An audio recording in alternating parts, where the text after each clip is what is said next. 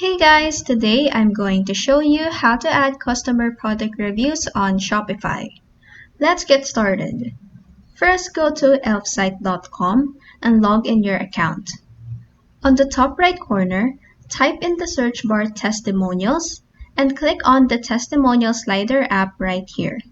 Then this action will open a new tab. In here, you can see different template options on the left panel.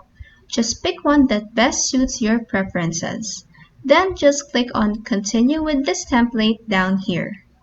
Next, customize the template however you like with the tools made available to you on the left panel. After that, click on Publish up here. Next, in this new tab, select the free plan. Then this pop-up will appear with an embed code.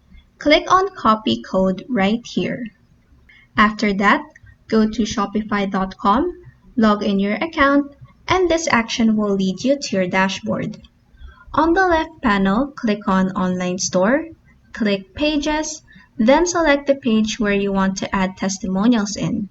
This will open a new tab where you will click on this Show HTML icon, then paste in the content box the code you copied earlier.